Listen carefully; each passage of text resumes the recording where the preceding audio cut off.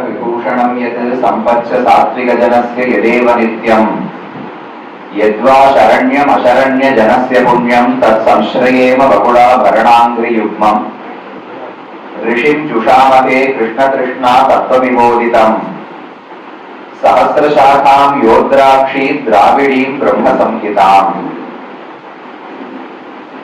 ஆஸ்திக அன்பர்கள் கூடிய இந்த கோஷ்டியிலே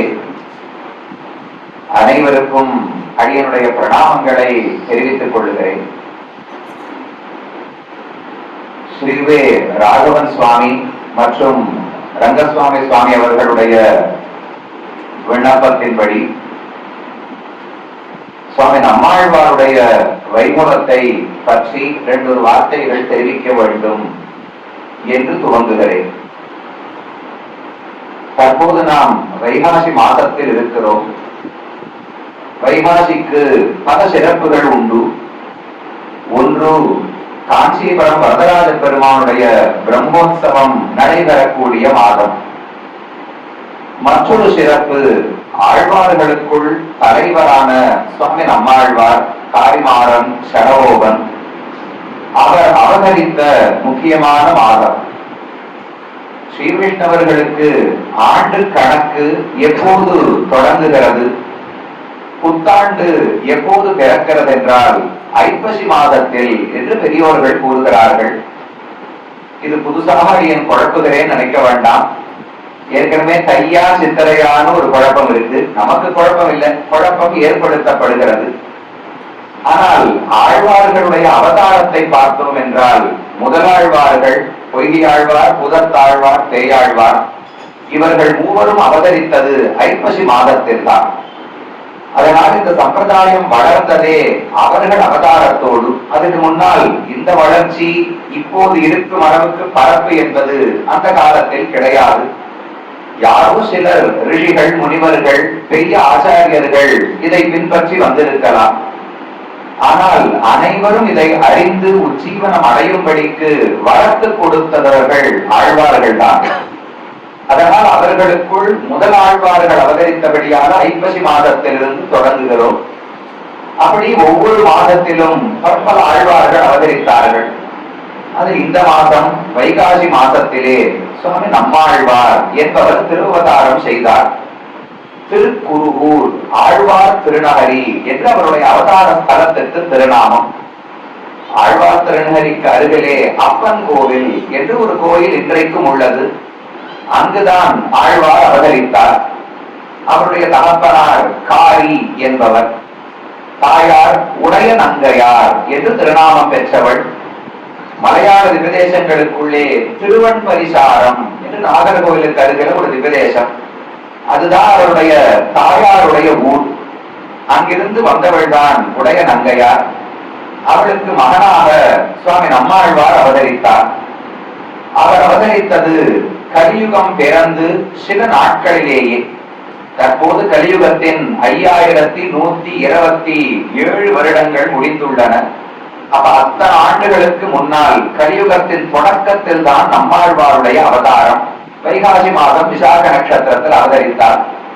அந்த உற்சவம் தற்போது தொடங்கி நடந்து வருகிறபடியால் இந்த சந்தர்ப்பத்தில் ஆழ்வாருடைய பெருமைகளை பற்றி 2 வார்த்தைகள் பகிர்ந்து கொள்ள வேண்டும் என்று அடியனுக்கு இடப்பட்ட நியமனம். அதனாலே சமயம் உள்ளதை பொறுத்து ஓரிரு அர்த்தங்களை, ஆழ்வாருடைய வைபவம் என்ன, அவர் நமக்காக அப்படி என்ன சொல்லிக் கொடுத்தார், அவரை ஏன் இப்படி நாம் கொண்டாடி தினமும் நினைத்துக் கொள்ள வேண்டும் என்பதைத்தான் விளக்குகலாம் என்று தொடங்குகிறேன். பொதுவாகவே ஆழ்வார்களுக்கே சிறப்புண்டு. ஆழ்வார்கள் அவதரித்தது துவாபர யுகத்தின் இறுதியிலும் கலியுகத்தின் தொடக்கத்திலும். இது அவதாரத்துக்கான காலம் என்று சொல்லப்படுகிறது. அதற்கு முன்னால் பார்த்தோம் என்றால் விசிஷ்டாத்வைத ஸ்ரீ வைஷ்ணவ சம்பிரதாயம் என்பது தொன்று தொட்டு இருந்து வரக்கூடிய ஒன்றுதான். வேதாந்தங்கள், இதிகாச புராணங்கள் அனைத்துமே இந்த மதத்தை தான் உயர்த்தி சொல்லுகின்றன. ஆனால் அந்த காலத்தில் ஒரே ஒரு பிரமாணம், சம்ஸ்கிருத மொழியில் இருந்த பிரமாணங்கள் மட்டும்தான் நம்மிடத்திலே இருந்தன. சம்ஸ்கிருதம் என்று சொன்னாலே அந்த பாஷை தெரிந்திருக்க வேண்டும்.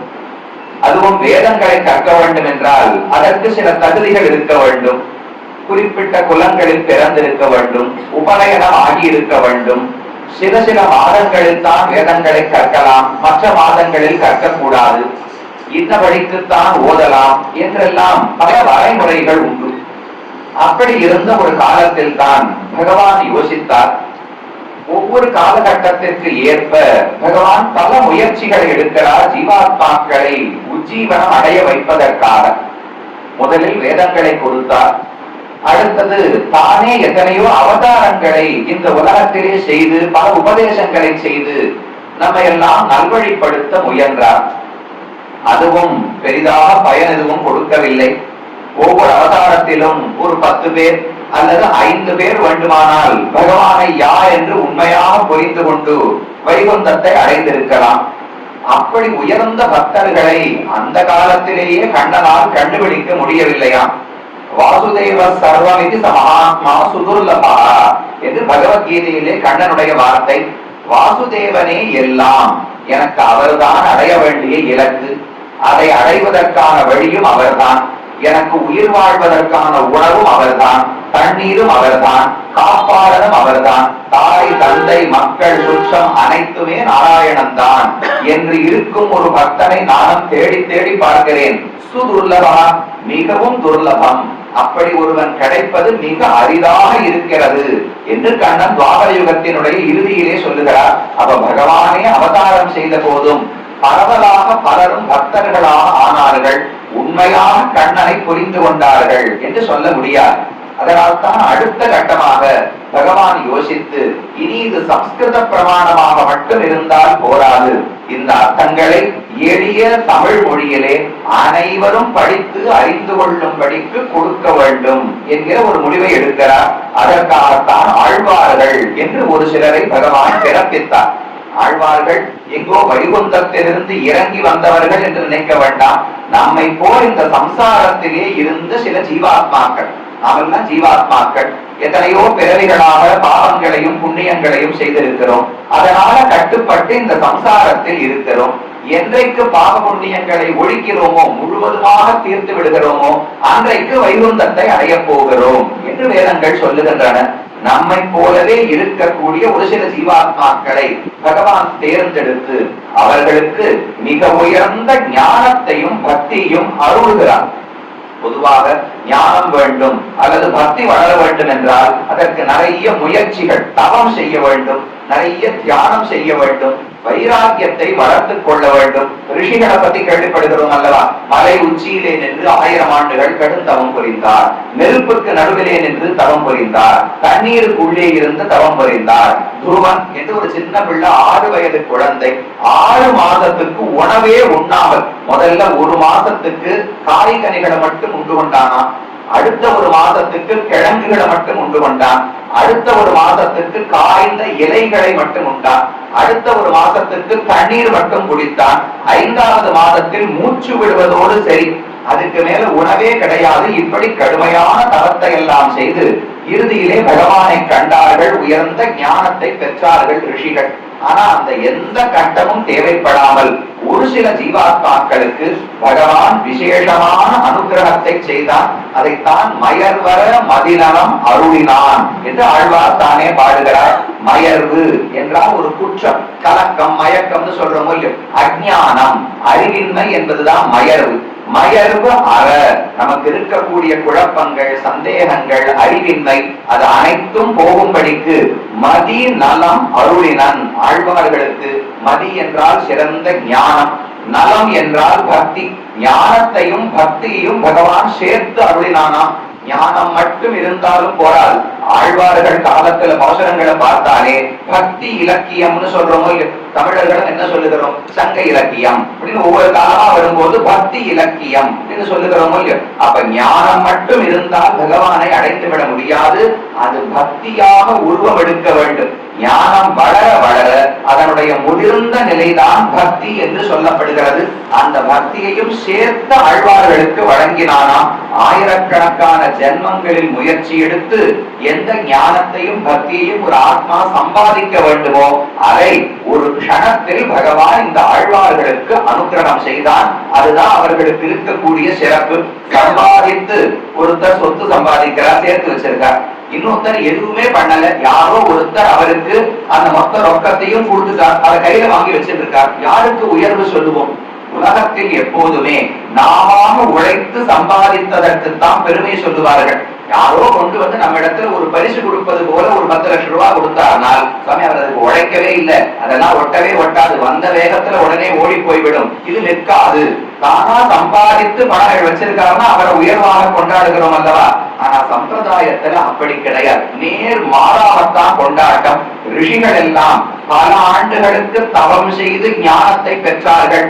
அவர்கள் ஒருபடி குறைவுதான்.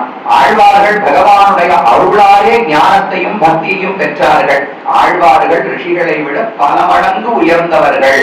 பர்வத பரமாணு ஓட்டை வாசிப்போரும் என்று பெரியவாச்சான் வெள்ள தெரிவிக்கிறார். அதாவது இங்க ஒரு சின்ன கழுகு, ஒரு கல்லுக்கு கூழாங்கல் இருக்குன்னு சொல்றேன். இந்த கூழாங்கல்லையும் பெரிய ஹிமாச்சல பர்வதம் விந்திய மலை இருக்கிறது. அதையும் ஒப்பிட்டு பார்த்தால் எவ்வளவு வேறுபாடு, அளவில் பெருத்த வேறுபாடு இருக்கிறதே. அதை போல ரிஷிகளையும் ஆழ்வார்களையும் ஒப்பிட்டு பார்த்தால் ரிஷிகள் எல்லாம் கூழாங்கல்லை போல, ஆழ்வார்கள் மலைகளை போல என்று பெரியவாச்சான் வெள்ள தெரிவிக்கிறார். ஏனென்றால் நாம் எவ்வளவு முயற்சி எடுத்தாலும் நம்முடைய சக்திக்கு உட்பட்ட ஞானத்தையும் பக்தியும் தான் நம்மால சம்பாதிக்க முடியும். ஆனால் பகவான் நம்மை தேர்ந்தெடுத்த அருள முடிவு செய்து விட்டார் என்றால் அப்ப அவருக்கு எவ்வளவு சக்தி இருக்கோ அவ்வளவு ஞானத்தை கொடுப்பார். ரிஷிகளுக்கு கூட தெரியாத அர்த்தங்கள் எல்லாம் ஆழ்வார்களுக்கு தெரியும். பல இடங்கள்ல பார்க்கலாம். இதிகாச புராணங்களில் ராமனுடைய சரித்திரங்கள், கண்ணனுடைய சரித்திரங்கள் எல்லாம் பார்க்கிறோமே. அந்த சரித்திரங்களில் இல்லாத கதைகள் கூட ஆழ்வார்களுடைய பாசுரங்களில் ஆங்காங்கு காணப்படுகின்றன. எப்படி தெரியும்? வால்மீகி எழுதி வச்சிருந்தா தான் நமக்கு ராமகதை தெரியும். நாம் அந்த காலத்தில் வாழவில்லை. வியாசர் எழுதி வைத்திருந்தா தான் நமக்கு கண்ணனுடைய கதை தெரியும். நாம் துவாபர யுகத்தில் வாழவில்லை, ஆழ்வார்களும் வாழவில்லை. அப்ப ராம கதையையும் கிருஷ்ண கதையையும் வால்மீகி எழுதாத கதைகளை எப்படி தெரிந்து கொண்டார்கள் என்றால் அவர்கள் நூலை படித்து ஞானத்தை பெறவே இல்லை. பகவான் அவர்கள் நெஞ்சுக்குள்ளே அமர்ந்து தன்னுடைய சுவீலைகள், தன்னுடைய வடிவங்கள், தன்னுடைய பெருமைகள் அனைத்தையும் காட்டி கொடுக்கிறார். அவர் காட்டினதை நேரடியாக கண்ட பெருமை ஆழ்வார்களுக்கு உண்டு. அவர் ரிஷிகள் தங்கள் முயற்சியால ஞானத்தையும் பக்தியும் சம்பாதித்தார்கள். அது சுமாரான ஞான பக்திகள் தான். ஆழ்வார்களுக்கு பகவானே அருளினபடியால் அது அளவற்ற ஞானம், அளவற்ற பக்தி. ஒரு சந்தேகத்துக்கும் இடம் கிடையாது. ரிஷிகளிடத்தில் கூட பல சந்தேகங்களுக்கு இடம் உண்டு. ஒரு செயலை செய்ய தொடங்கிவிட்டு வேறு ஏதோ செயலை செய்து விடுவார்கள். 2 பேரிடத்திலையும் பார்க்கலாம். இதிகாசங்கள் எழுதினவர்கள் ஒருத்தர் வால்மீகி, மற்றொருத்தர் வேதவியாசர். வால்மீகி பகவான் ராமகதையை எழுதுறதுக்கு நேரம் அமர்ந்து அறையா எழுத தொடங்கினார். வாய திறந்தவுடனே முதல்ல வந்த ஸ்லோகம் வேடனுக்கு சாபம் கொடுப்பதற்கான ஸ்லோகம். அவர் ஒன்றும் மங்களமான ஸ்லோகத்தை இயற்றவில்லை, அதை மாற்றி கொடுத்து மூலமாக வைத்து பிற்பாடு பிரம்மா அனுகிரகம் செய்து வாழ வைத்தார் ராமாயணத்தை. அப்ப அவருக்கும் பார்த்ததெல்லாம் உண்மை, எடுத்ததெல்லாம் சத்தியம் என்று சொல்லிவிட முடியாது. அதே போல வேதவியாசர் பெரிய மகாபாரதத்தை எழுதினாரே, எழுதி முடித்தவுடன் தலையில கை வச்சிருந்து ஆசிரமத்தில் அமர்ந்திருந்தார். அவருக்கு என்னமோ வருத்தம். அவர் எவ்வளவு பெரிய காரியம் செய்து முடித்திருக்கிறார், அவருக்கு என்ன வருத்தம்னு யாருக்கும் புரியல. நாரத பகவான் அவருடைய ஆசிரமத்திற்கு வருகிறார். ஏன் வருத்தத்தோடு இருக்கிறேன்? பிரம்மசூத்திரங்கள் என்று ஒரு பெரிய ஆராய்ச்சி நூல், அதையும் வியாசர் தான் எழுதினார். மகாபாரதம் என்று 5வது வேதம் என்று கொண்டாடப்படுகிற ஒரு இதிகாசம், அதையும் வியாசர் எழுதினார். ஆனாலும் அவருக்கு திருப்தி ஏற்படவில்லையா, ஏதோ குறை இருந்திருக்கிறது. அப்பதான் நாரதர் வந்து அவருக்கு சொல்றார், நீர் கண்ணனை பத்தி பாடுகிறேன் என்று தொடங்கிவிட்டு 1.25 லட்சம் ஸ்லோகங்கள் மகாபாரதம் இயற்றினேர். அதுல 10,000 ஸ்லோகம் தான் கடைசியில கண்ணனை பத்தி இருக்கு. அந்த 1,00,000 ஸ்லோகங்கள் யார் யாரோ சாந்தனுடைய கதை, கங்கையர், பீஷ்மருடைய கதை, துரோணருடைய கதை, ஏதோ தேவையில்லாத கதைகளை பாடினார். அப்ப வியாசராக இருந்தாலும் கூட தொடங்கின காரியம் ஒன்று, ஆனா கடைசியில செய்து முடித்த காரியம் வேறொன்று. அப்ப ரிஷிகளுக்கும் இதை போல சருக்கல்கள் உண்டு. ஆனா ஆழ்வார்களுக்கு அப்படி எங்கும் பார்க்க முடியாது. தொடக்கத்தில் பகவானை பற்றி பாடத் தொடங்கினவர்கள் முதல் ஆழ்வாரிலிருந்து கடைசி ஆழ்வார் வரை வேறு எந்த விஷயத்தையும் பாடினது கிடையாது.